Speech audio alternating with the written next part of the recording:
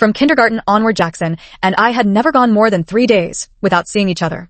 But ever since our families discussed arranging our engagement, he avoided me for an entire year. He blocked all my contact information. His company security said unauthorized persons and Sophia Sue were barred from entry. The moment I appeared within his line of sight, he would immediately turn and walk away. Later, even his friends couldn't stand it anymore and secretly took me to see Jackson. When I arrived, Jackson's icy voice drifted through the crack in the private room's door. Just a little plaything that comes running when beckoned. No capability, no personality. I feel degraded just being engaged to her. My hand froze on the doorknob, unable to push further. Leo behind me quickly covered my ears. Sophia, don't listen to Jack's nonsense. He's drunk and not thinking straight. I'll go give him a piece of my mind with that. He made to push the door open. I grabbed Leo's sleeve and shook my head. All along, I just wanted to ask Jackson why he was so opposed to getting engaged to me, why he made such a scene that even high society knew about it. I called him brother for nearly 17 years, but he wasn't my real brother. If marriage is inevitable, why couldn't it be me? Now I finally have the answer. It's not that I'm not good enough, nor that I'm not pretty enough. It's because he has always seen me as nothing more than a pet he has raised since childhood. Amusement, a way to pass time, or just something pretty to keep around. Leo kept wiping my tears with tissues while muttering what nonsense were Chris and the others talking about, not a single reliable one among them. It's alright, Leo the first took a deep breath. Can you take me back? I don't want to look for him anymore. Okay, sigh. Just as we were about to turn and leave, the private room door opened from inside. We froze, staring awkwardly at Chris, who had opened the door. Still unaware of the situation, Chris grabbed my arm and pulled me inside. This drinking gathering was originally organized to convince Jackson to reconcile with me.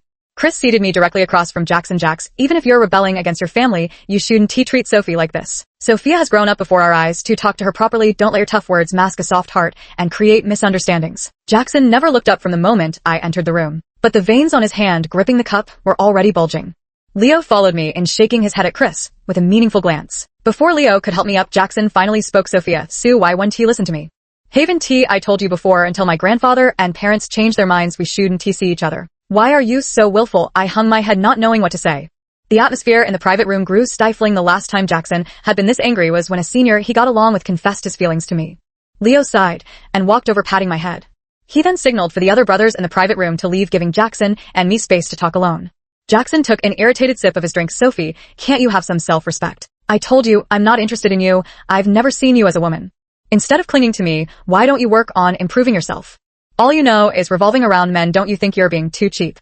When I fully take over the company, I'll be constantly traveling for meetings. I can't possibly drag you along everywhere. I felt as if I plunged into an icy sea, my entire body frozen numb, robbed of all strength to speak. All these years, this is how he has seen me, so just stay away from me obediently. I suppose the elders will soon give up on arranging our engagement. I understand, so you won't bother Leo and the others to help you find me anymore. No more scenes from childhood to now flashed through my mind like a revolving lantern. I used to treasure these memories as my most precious possessions. Looking back, now I realize how ridiculous I was. I had overlooked Jackson's growing impatience with me since high school. I ignored his undisguised disdain for my clothing and appearance. I overlooked his instinctive remark when he learned his senior had confessed to me. How could anyone possibly like her? I raised my head and looked Jackson straight in the eyes. Jackson, dear brother, I'm truly grateful you saved me when we were children. I'll remember this lesson and never bother you again. With those words, she stood up and left without looking back. Returning to the villa and turning on the lights, the entire house remained as familiarly empty as ever. Her parents were never home, and her grandfather lived in seclusion at their mountain estate. According to Jackson's mother, from the moment I was born, there was only one nanny taking care of me at home.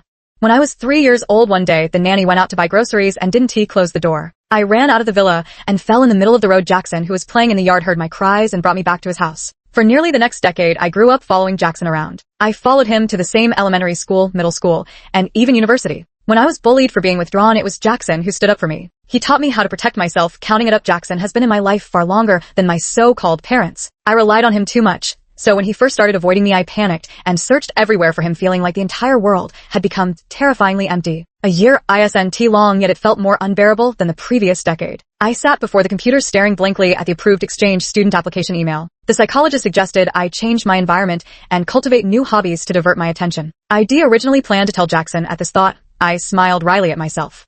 He probably couldn't wait for me to stay far away from him. When I left, I only sent a text to my parents, even though they wouldn't care either. Upon landing in Italy, I stumbled through all the procedures and managed to rent an apartment. It wasn't as difficult as I'd imagined. While waiting for school to start, I traveled around nearby cities to gather inspiration.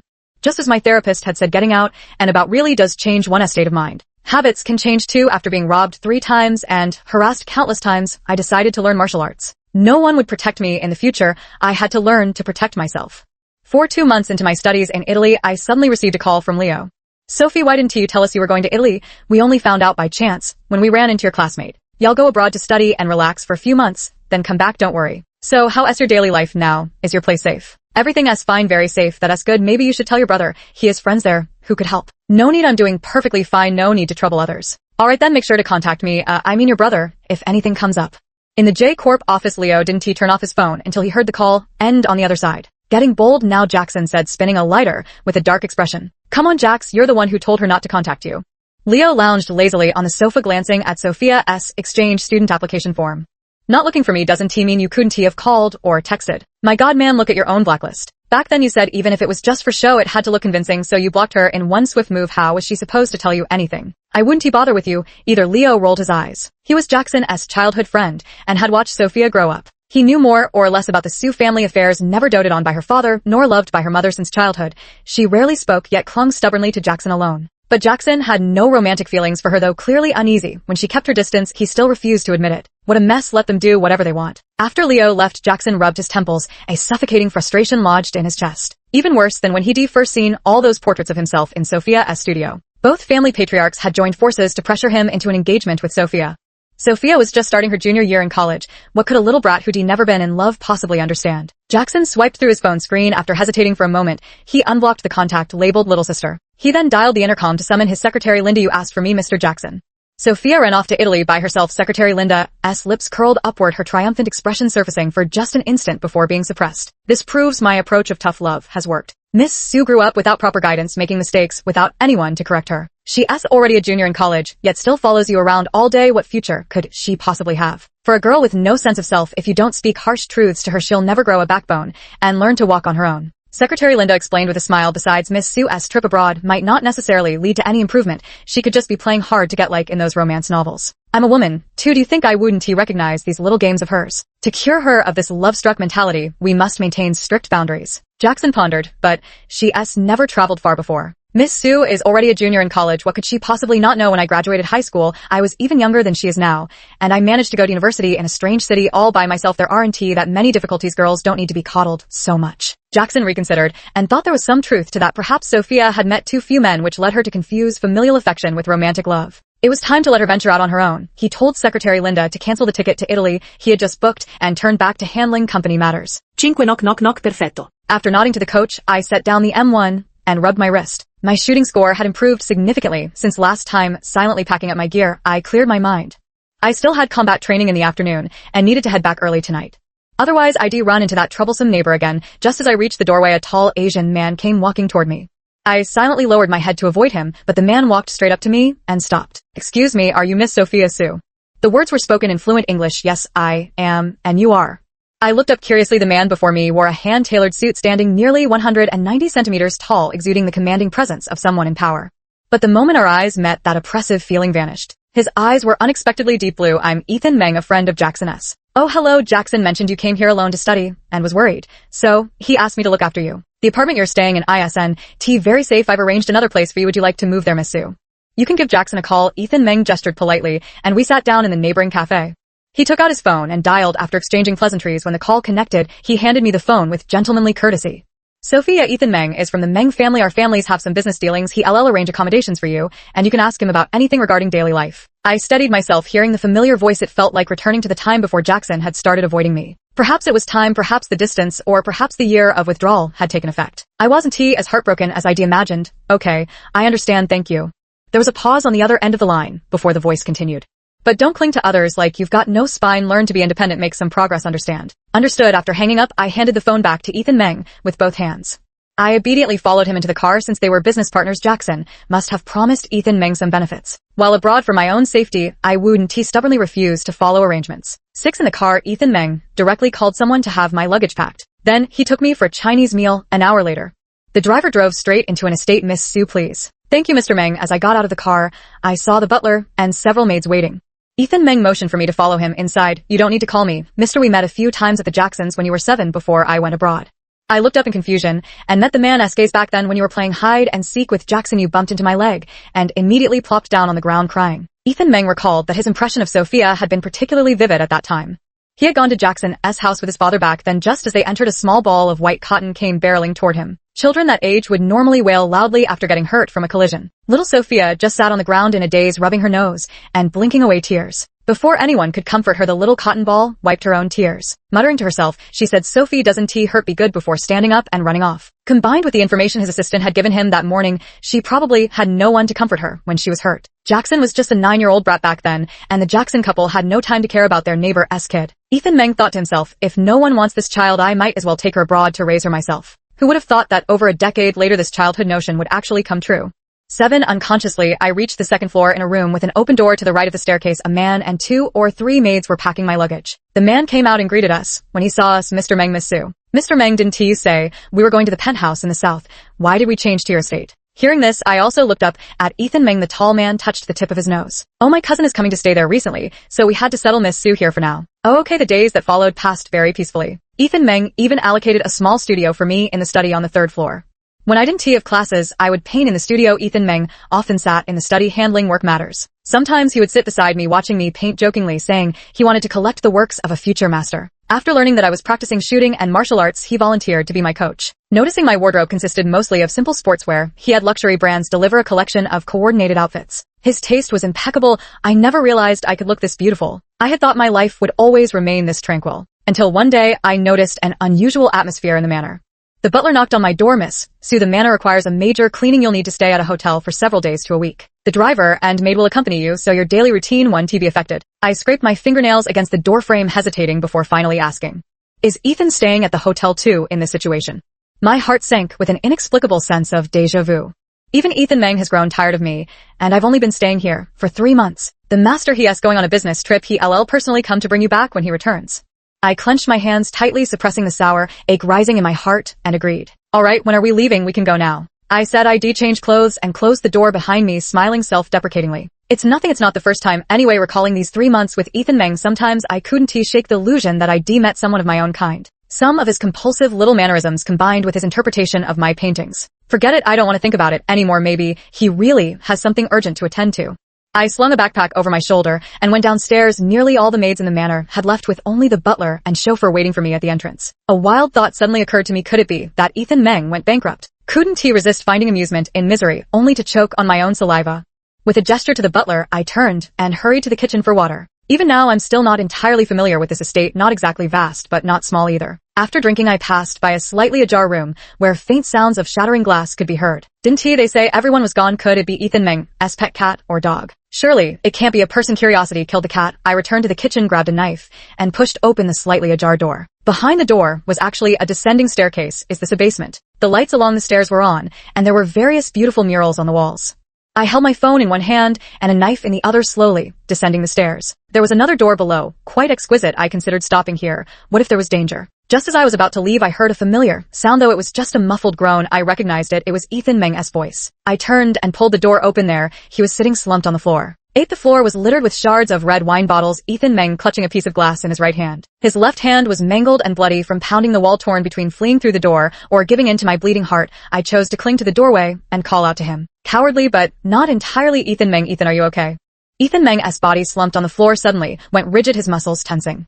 As if surprised that someone would speak to him, he turned to look at me standing at the door. "Sophie, how did you find this place? Didn't the butler show you out?" Ethan Meng forced his usual gentle smile, if one ignored the trembling of his left hand. I hesitated for several minutes, somewhat regretting having called out to him. "Then I'll leave first, so I won't disturb you. Don't forget to treat the wound on your hand." Just as I was about to close the door, I faintly heard the man ask, "Quiet, please don't go." "Huh? I won't hurt you, don't be afraid. I just had a nightmare and couldn't sleep, so I'm a little scared. Sophie, can you stay with me for a while?" I left the basement and saw the butler still standing at the door. "Miss Sue, what are your plans?" "I'll take care of him. Ethan should have called you just now." Sigh. "All right, Miss Sue. Mr. Meng doesn't have any terrible condition. It's just that his mother's death anniversary is approaching. Sir has some psychological trauma then." I took the first aid kit and returned to the basement, helping him onto the bed and dressing his wounds. "Aren't you going to ask?" "No, but if you want to talk, I'll listen." "It's nothing. All right, since Ethan Meng couldn't sleep, I read with him. I'm an insomniac anyway, so we'd either watch movies together on the tablet." 3 days later, Ethan Meng finally returned to his usual self and took me out of the basement. The maids and butlers in the manor acted as if nothing had happened. However, something subtle had shifted between Ethan Meng and me. 9. "Sophie, can you do me a favor? I had just finished my final project in the 3rd floor studio." Turning my head, I saw Ethan Meng sitting beside me, a faint smile playing on his lips. Of course, Ethan raised an eyebrow. I haven't even said what the favor is. Given your wealth and status, Ethan, there's nothing material I could help you obtain. I barely have any social connections, so it's not about introducing you to people either. That leaves only myself as potentially useful painting or accompanying you to some event. I shrugged. Most likely, he wanted me to attend the event as his companion. How clever of you. I'd like to invite you to my Aunt Lady Guardy's dinner party. My aunt loves introducing me to all the socialites. She knows it's always hard to escape her matchmaking schemes. In previous years, I didn't have any close female acquaintances by my side. Now that you're here, it's perfect timing. I agreed without hesitation. Although I had no parental guidance growing up, I never lacked for material comforts. So I had sought out tutors to learn everything I needed to know. That very morning, Ethan Meng personally delivered the gown to my room. It was a Marchesa haute couture piece. The dreamy pink gown featured intricate designs with multiple layers of tulle, creating a voluminous skirt adorned with floral embellishments on the bodice, both elegant and playfully charming. After changing, the stylist did my makeup to match the gown. Holding up my skirt, I stood on the second floor. Ethan Meng looked up from the sofa upon hearing the sound. When he saw me, his deep blue eyes widened, openly expressing his astonishment. He then quickly ascended the stairs, stopping one step below me.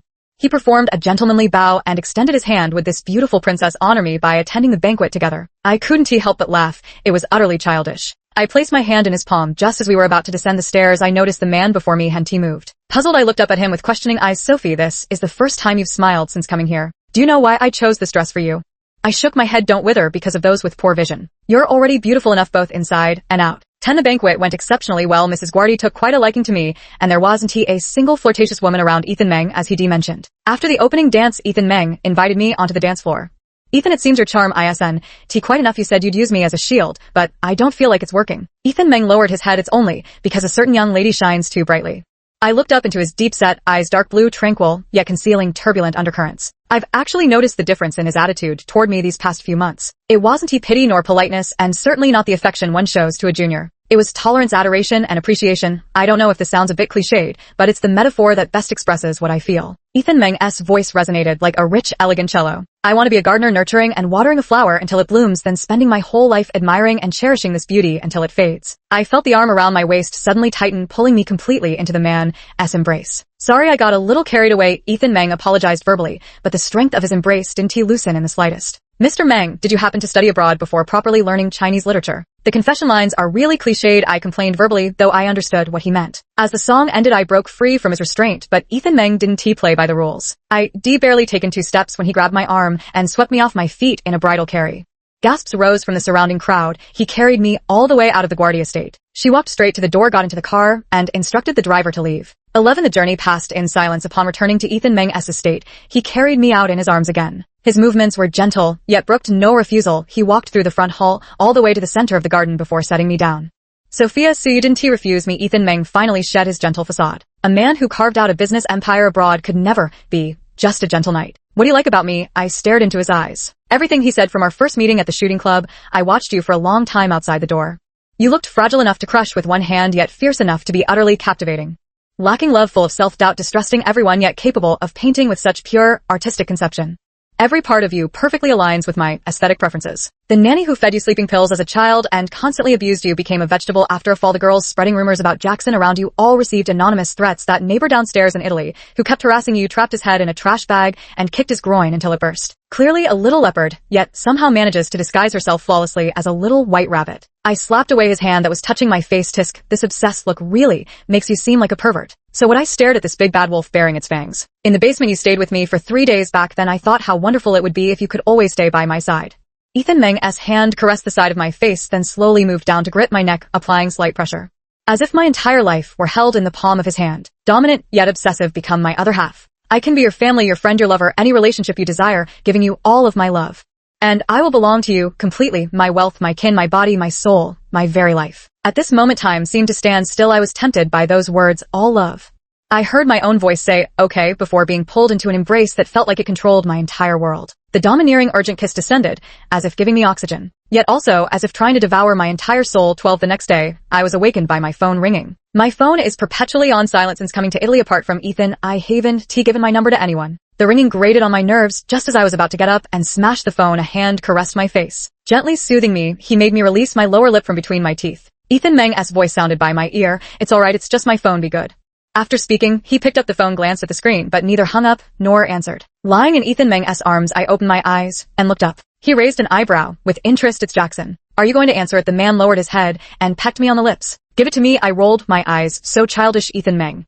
Ethan, I heard you took Sophie to the ball yesterday. Thank you for looking after her. Sophie ISNT, quite used to attending these kinds of events. I hope she hasn't caused you any trouble. I coughed. I didn't cause Ethan Meng any trouble, and I was very obedient to him. Obedient enough to end up in the same bed I despised yesterday's version of myself, who was so easily swayed by a man's sweet words.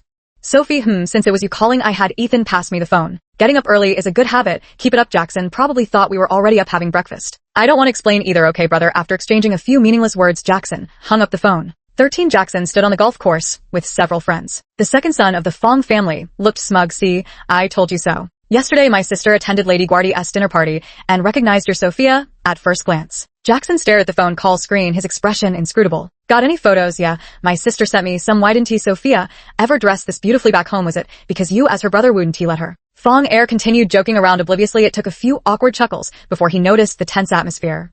Show me the photos. Jackson's voice had turned completely icy. Oh, okay. Just as Fong gang pulled up the chat records, Jackson snatched them away.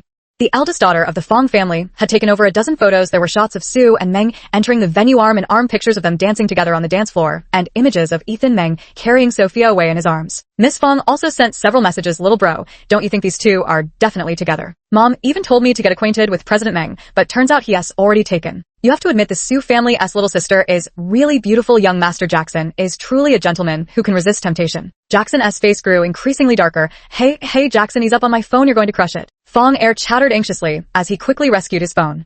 Leo also saw the photo and sighed, attempting to comfort Jackson. Sophia looks quite lovely in evening gown since she's willing to attend banquets. Now there's definitely progress. Progress. Had Jackson brushed Leo's hand off his shoulder, grinding his teeth. Ethan Meng. 14 After getting together with Ethan Meng, I suddenly felt like the whole world had changed. The second day after confirming our relationship, Ethan Meng handed me the asset transfer documents. All the properties under his name, including the estate we live in, were registered under mine.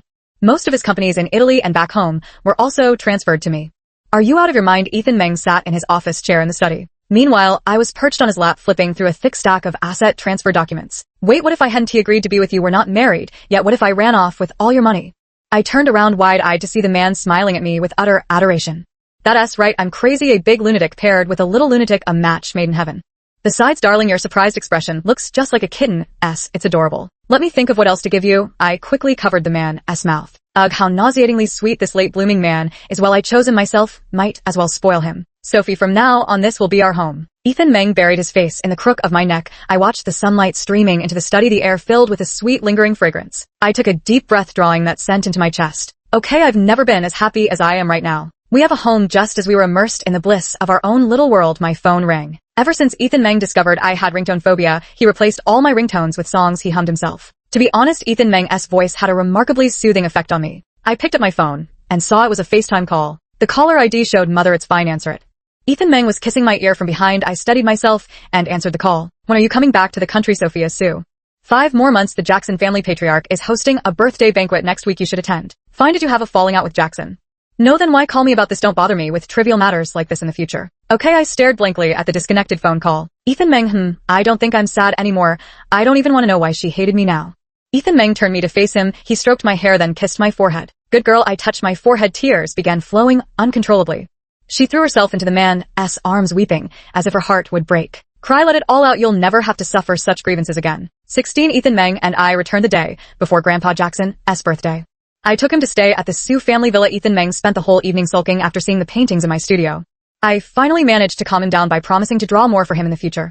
By the time I arrived at the banquet hall arm in arm with Ethan Meng, many guests had already gathered. Before we could even meet Jackson's family, Ethan Meng was immediately surrounded by a crowd exchanging pleasantries.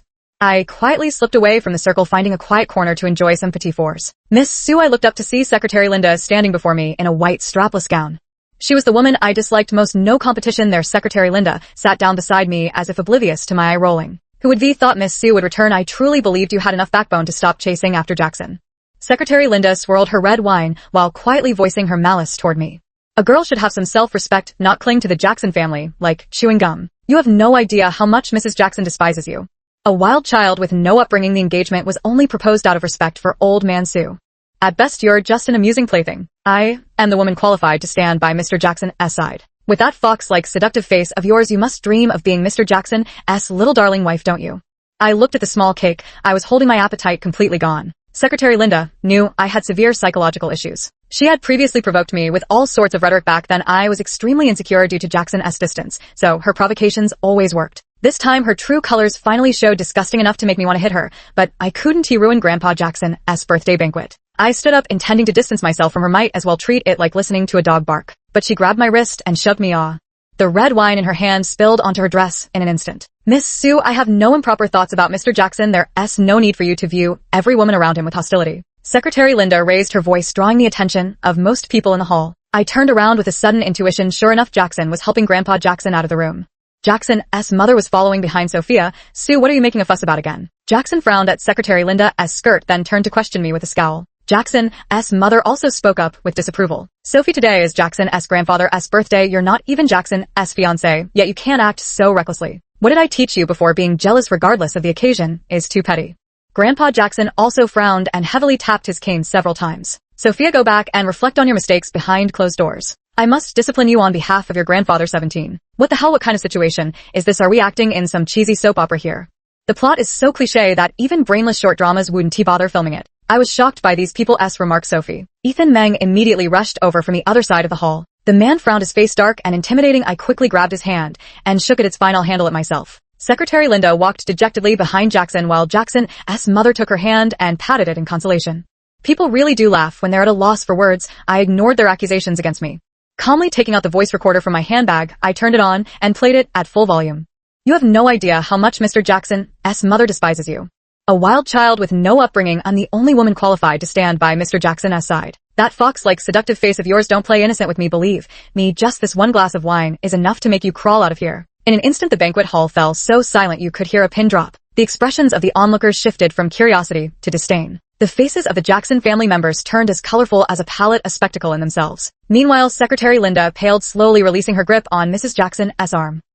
A stifled laugh escaped from one of the ladies present. The surrounding crowd began whispering, who said the Jacksons doted on the Sue family? Young lady, she's so harsh. Who knows how many times she's bullied that poor child. Didn't they say the Jacksons were the ones who proposed the engagement first? Probably thought Miss Sue came from a good family and would be easy to control. Exactly, the Sue family is still a respectable scholarly household. After all, to bully her so brazenly, they must be taking advantage of her parents being away doing research all year. She's such a pretty little girl, and so clever too. Don't laugh, but I'm kinda tempted to snatch her up as my future daughter-in-law. I forced a professional smile and switched off the recorder. What a joke. After being bullied my whole childhood, my guard is always up to the max. Voice recorders are daily essentials. By the way, I specifically brought a miniature camera to document Grandpa Jackson's birthday. I removed the brooch pin to my evening gown. Should we review the recording again? I tilted my head and blinked ahem. Just a misunderstanding, really. Jackson, what's the deal with this secretary you brought? Did you bring her here to ruin my birthday banquet? Old man Jackson swung his cane and struck Jackson's leg. Jackson's mother came over and grabbed my hand. Oh dear, it's my fault. I was too impatient, afraid Sophia might have picked up some bad habits while abroad. Auntie has long considered you as her own daughter. Fear makes us strict with those we love most. I nodded perfunctorily while subtly withdrawing my hand. Yes. Annie, what were you saying about an engagement just now? Jackson and I have a purely sibling-like relationship. Neither of us has agreed to anything, so please don't play matchmaker. I blinked cutely and then looked at Jackson, whose face was gloomy. Right, Jackson, your green tea secretary is terrifying. If I hadn't brought a voice recorder, I'd be wronged to death by your back and forth accusations. You're framing people before we're even engaged. How petty can you be? I deliberately stomped my foot in an exaggerated manner, then turned with a sweet smile toward Jackson's mother. Don't you agree? My sarcastic remarks left the group before me, too stunned to speak. Think you can bully me because I'm meek? Even the gentlest lamb has its moment of fury. I let out an almost imperceptible cold snort before turning to take the hand of the man who was gazing at me with undisguised adoration. Darling, did I do something wrong? Why do Aunt Jackson and Grandpa seem to dislike me so much? I was actually looking forward to introducing them to my dear boyfriend. Ethan Meng pulled me into his embrace and pressed a kiss to the crown of my head. Then let us stay away from these people, okay? Ethan Meng looked up, his smile fading as he turned to old man Jackson. Since we're not welcome here, Sophia and I won't disturb Mr. Jackson's birthday celebration any longer. Farewell. Without waiting for the Jacksons' response, he wrapped his arm around me and led me out. Sophia, wait, Jackson finally spoke up, trying to stop me. But Ethan Meng and I exchanged a knowing smile, neither of us stopping. 18 back at the Sue residence, the moment we stepped inside, Ethan Meng pinned me against the door. Like a starving wolf, he captured my lips in a kiss, invading with urgent hunger. My mind went blank as I tilted my head back, surrendering to the man's overwhelming passion. After what felt like an eternity, the man reluctantly pulled back slightly, but continued to plant soft kisses one after another. Sophia, Sue soft, do you have any idea how beautiful you are? How can a little white rabbit look so enchanting when she bites? Tell me, have you cast some spell on me? I blushed as I pushed the man away, unsure if it was because he was mixed race. When serious, he embodied the classic domineering CEO archetype, but when love struck, he became terrifyingly passionate and unrestrained. But I liked it. What I craved most was this kind of brazen, unabashed love. I wrapped my arms around Ethan Meng's waist and buried myself in his embrace. Perhaps it's because I have you behind me that I dare to be so bold. I'm already a petty, vengeful woman by nature. Now that I have someone to back me up, I'll bite anyone who crosses me. The man laughed so hard his chest shook, holding me even tighter. Good, he said, if you can't bite hard enough, I'll bite for you. When I woke up the next day, it was already noon.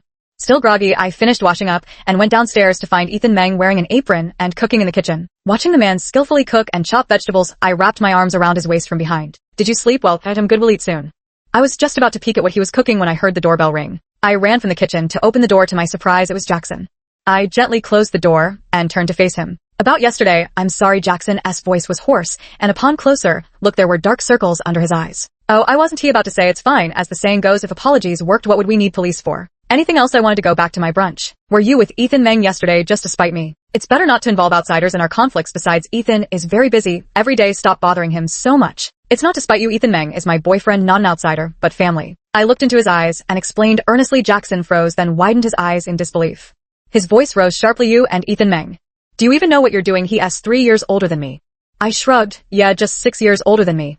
It's not like he's 10 or 20 years older. This age gap is pretty normal. Isn't it? He doesn't treat me like a child. Jackson still wore that disapproving expression, then frowned and grabbed my arm. No way. I struggled hard, but couldn't he break free. Why do you know? Don't try to drive a wedge between us. Let me go. Do you know his whole family is abnormal? I stopped moving, slightly stunned. What? Do you know Ethan Meng's mother was driven to death by his father? Ethan Meng's father is an obsessive-compulsive control freak who imprisoned his mother in the Meng family for 10 years. Later, his mother developed severe depression. One second she was greeting Ethan Meng downstairs, the next she jumped to her death right in front of him. Ethan Meng watched his own mother die from the fall with his own eyes. His father was a control freak, and so is he. Do you have any idea how ruthless his methods are? In Italy, the fate of those who betray him is terrifying. How dare you? Jack's eyes were bloodshot as he gripped my shoulders and shook me. I know. I lowered my head and smiled. I know, brother. I felt it the first time I met him, 19. What? Jackson seemed not to understand what I was saying. At first, he would make decisions for me: what to eat for 3 meals, what to wear, when going out, how to allocate time between studies and hobbies. Everything was perfectly arranged. Later, I had to report to him about who I met and what time I came home every night. But isn't this exactly what I wanted? A control freak and a dependent personality, a perfect match made in heaven. He wouldn't complain about me being too clingy, nor would he think I was too withdrawn with no friends. When I couldn't make up my mind, he could make decisions for me. I removed Jackson's hand from my shoulder. Brother, Ethan Meng feels like my other half. In the past, I dreamed of having someone who would make me their center, care for me, love me, and give me enough sense of security. Life is only a few decades since I've met someone who fits me perfectly. Why should I painfully force myself to change? Besides, I can feel that we're both becoming better versions of ourselves. He would change. Sophia must get up at 7 a.m. to Sophia must get enough sleep before waking up. He encouraged me to do everything I wanted. Even if I was about to fall, he would immediately pull me up from behind. And my dependence on him gave him a sense of belonging in this world. No longer was he that cold, profit-driven businessman. No longer the madwoman who would self-harm and hide in the basement whenever things didn't go her way. We are each other's home. Thinking of this, I suddenly have an overwhelming urge to return to our room and hug Ethan Meng. Brother, I used to cling to you too much and caused you a lot of trouble. I also get angry and hurt when you misunderstand me. But still, I'm grateful for all the care you've given me since childhood. After watching Jackson leave, I immediately opened the door. Ethan Meng was standing less than 10 steps from the doorway, looking down at his phone. Hearing me return and open the door, he immediately raised his head with a smile and opened his arms. Ethan Meng, I laughed as I threw myself into his arms. What are you making? It smells amazing. Pepper beef stir fry. The man effortlessly scooped me up and carried me toward the dining room. Last checkup showed you're anemic, so our Sophie needs more iron. But I don't really like bell peppers. You have to eat at least one bite. I cut the bell peppers very fine and cooked them until they're soft. You won't even notice them mixed in with the rice. Fine, I'll eat a little then. Good girl. We weren't in a hurry to return to Italy following the since we're already here principle. We traveled around the country. On the private racetrack in Haiching, a black and a red sports car were neck and neck in speed. The wheels spun rapidly, the roar of the engines echoing across the entire racetrack. In the end, the black car proved superior, crossing the finish line a second ahead of the red one. After parking, a man and a woman stepped out from the driver's seats of both cars. I won. Ethan Meng leaned against his car door, curling his finger at the red sports car's driver. I threw myself into his arms and bit down on his exposed neck. The salty taste of sweat filled my mouth, adrenaline still surging through me in excitement. We kissed passionately. Next time we fight, I'll definitely win. This was just a lucky victory. I'll have to train harder. My opponent is far too strong. Great. We also attended several auctions. Ethan Meng became obsessed with selecting desired lots, then having me raise the paddle to bid and purchase them for him. Though it was all his money being spent in the VIP bar booth. Jackson, drink less, you're practically alcohol poisoned. Leo snatched the wine bottle from Jackson's hand. He tried to shake the drunken man awake. Why? What Leo leaned his ear closer to Jackson's mouth. Why hasn't Sophie been looking for her brother anymore? It's been so long since she last pestered me to watch movies, read books, or paint with her. None of those women are as beautiful or as sweet as Sophie. Secretary Linda, yes, that Secretary Linda, I've already fired her. She deliberately stirred up trouble and made my dear Sophie so upset, she ran away abroad. Sophia, Sue, I regret it. Jackson covered his face with both hands, tears seeping through his fingers. Leo irritably lit a cigarette. As Jackson's best friend, he had always believed Jackson's feelings for Sophia went far beyond mere sibling affection. But back then, even if he had pointed it out, Jackson wouldn't have believed him. So, he did everything to stop Jackson from hurting Sophia. The current outcome is entirely Jackson's own doing. People only realize how precious those things they once took for granted are after they've lost them. Extra chapter dawn. Ethan Meng gazes obsessively at his wife sleeping in his arms. After 7 years of marriage, Sophia has only grown more captivating. They explore new fields together, attend the same university to relive campus life, and experience a romantic college relationship. After graduation, they travel the world doing charity work, documenting their journey as stories along the way. They have been resting at the estate for 3 months this time, and next month they've decided to go to Antarctica. During this period, many things need to be prepared, and he is thoroughly enjoying it. After all these years, Sophie has completely severed ties with the Sue couple. It said the Sue couple has divorced, and each has started their own new families. As for why her parents never loved her, Ethan Meng thought perhaps it no longer mattered to Sophia. Some truths aren't beautiful, so in their story there's no need for so-called answers from the past. Even if she knew it wouldn't change the present, it would only bring unnecessary distress. As for Jackson, his story is even more complicated, still tangled in knots even now. He married his former secretary Linda Xiao. Hard to believe indeed, it's utterly unbelievable. Back then Linda Xiao took advantage of Jackson's drunken state and drugged him. After the incident, she fled to the countryside. She gave birth to a boy and raised him until he was 5 before bringing the child back to the Jackson family. Under pressure from old man Jackson and Jackson's parents, the two were forced to register their marriage. They merely obtained a marriage certificate. After marriage, Linda Xiao kept using the Jackson family's money to support her own family. Her brothers relying on their status as the Jacksons' in-laws turned J Corp into a complete mess. But by then the Jacksons' regrets came too late. Rumors say they're now going through a divorce. Linda Xiao is making outrageous demands, determined to claw away half of J Corp's empire. Jackson's mother somehow got hold of Sophie's new phone number. But it was Ethan Meng who answered. He had Sophie's authorized social proxy rights. No one was going to disrupt their lives. Thinking this, Ethan Meng checked the time. It was almost time for Sophie to wake up. They were going out for breakfast today. It's time to pick out Sophia's outfit. The wisteria is blooming outside, so let us go with a matching purple couple set today. Ethan Meng pressed a kiss to Sophia's forehead. Good morning, new day, my better half. The end.